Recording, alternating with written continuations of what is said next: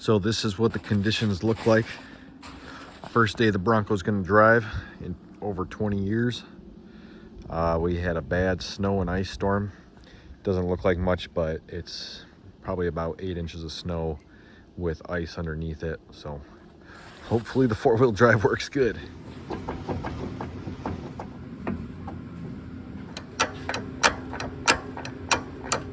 Over here working on the front Dana 44. Got that U-joint taken out. It's pretty rough. I'm gonna pull it apart, see what I can do as far as wire wheeling it.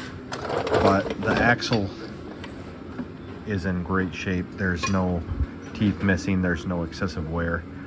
And this is how much mud was in there. So really quite reasonable. Bearings were good in the hub and the spindle. Not so great on the, where is it? Right here. This needle bearing. Probably gonna replace that. You can see it's getting some heat right in here. So if that's all I need to replace, I can just clean everything else up and put it back together. I think we're gonna be good to go. Got this pry bar. It's gonna slide down in here, just barely catch the bearing, and should be able to pop that thing out. Ball joints are good on the knuckles. Completely shattered. That whole cap. Not sure I'm gonna be able to get the inner springs off the bearings, so hopefully we can save it, but I'm not too confident. I was pulling the driver's side apart so I can get this axle out, and I see it must have been driven with loose studs or loose lug nuts for a while, because the studs are all beaten up. All right, got the other hub apart, pulling out the axle now. The seals on this are rough. So this side's U-joint was the one that was supposed to be good. I mean, these seals are just coming right apart, so I should probably do the right thing and just replace them. They're like $22 or $27, something like that, right at O'Reilly's. So, oh, I guess I'm gonna rebuild these ones too. All right, new U-joints together, snap rings all got in just how they need to be. I had to tap on this one just a little bit to get the snap ring to set, but it's put together, so now onto the spindle.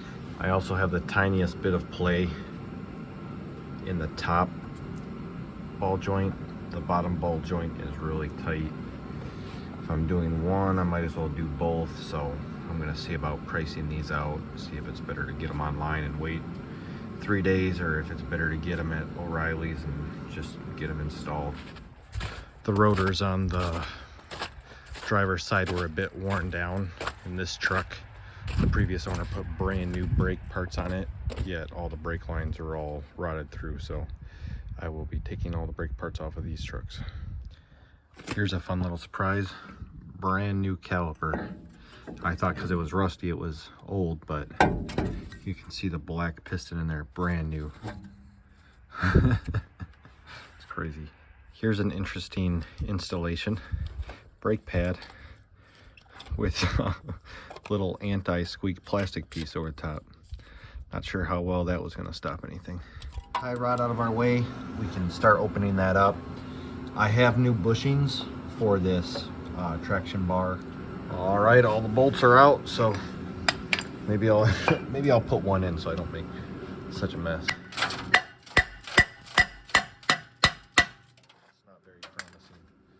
Have no oil coming out. Wonder if it was run dry. Oh, that would suck. All right, there's some in there. Oh, not as much as I want. That's not good. Initial inspection doesn't look terrible. These gears, from what I can tell, I'm not very experienced, but they don't seem overly worn. Behind the main pinion, there's like a broken washer back there, which is probably the seal.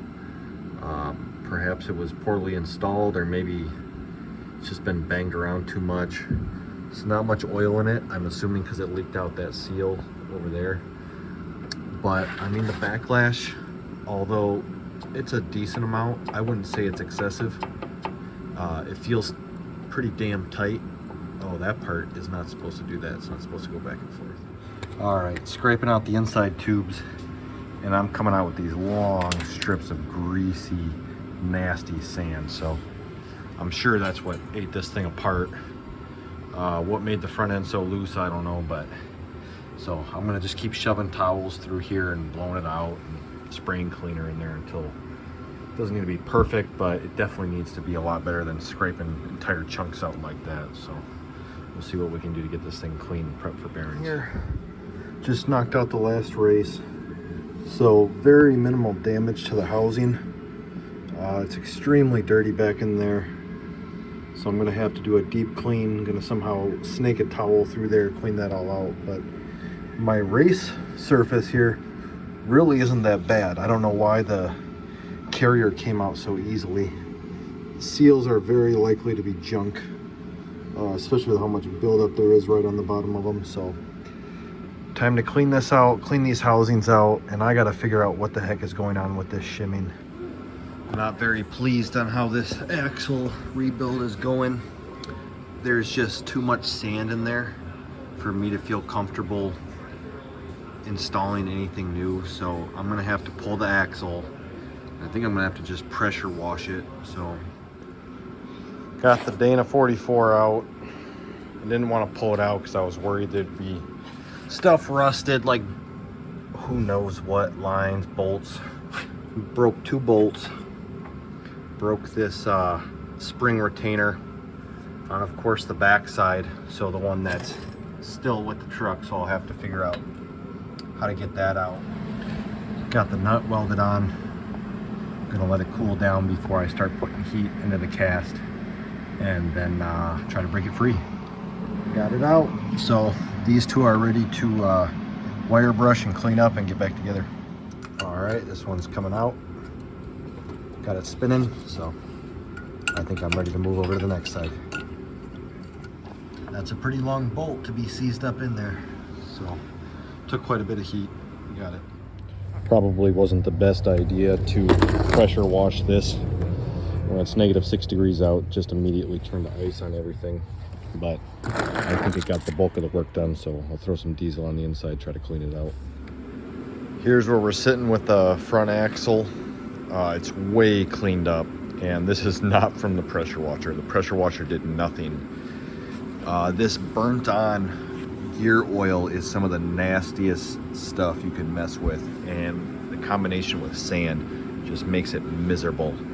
So the casting is real porous, so pretty much all this cleaning was from scraping it over and over again, using oven cleaner, a few cans of brake cleaner. That brake cleaner doesn't do as much as you might think, but I mean it cleaned up really nice. The inside of it is all the way clean now. I do have the first race driven in, but I think I figured out what the original problem was, what made this whole part go totally slack. Now keep in mind, this is the top, this is the bottom, but there's these ports that shoot the oil up and through, and what I think happened was when the seal, this inner seal went out, this was the really bad one. What I think happened was all the oil was having trouble getting tossed back in here. Unfortunately, I threw out the other old seal, but I managed to find this one and clean it up. And the first thing I noticed is, look how big that center seal is compared to the new ones. I can turn it over and put this one on top of it. So the new seals are considerably smaller. And I, of course, just thought that I ordered the wrong seals. But when I put the old seal on, now keep in mind it seals right around here on these axles. So it doesn't matter which one, they're the same size. They're both 30 splines. This thing has no contact at all. And the way it's built, I would find it hard to believe that it ever had contact. So perhaps someone was in there, installed the wrong seals, and they leaked from day one. So this is going back in the scrap bin, but we have the correct seals here.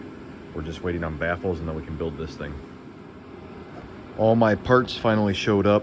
So this isn't gonna be a how-to or DIY video, but there's not a lot of information on the 78, 79s, and that goes for the F-150s and the Broncos. So I just want to make this clear if this is the video you're trying to watch. Your pinion, no shims go on there, just your oil flinger and then your bearing. This is the old race that I ground down so it fits in and out of my housing easily. Behind here is this baffle. Baffle sits like that. I will be shimming between the baffle and this race. So this will go like this inside the housing, and you'll see that in the video. But so all my shimming is going to take place behind this race, and that's to get my pinion depth. Now this baffle goes up here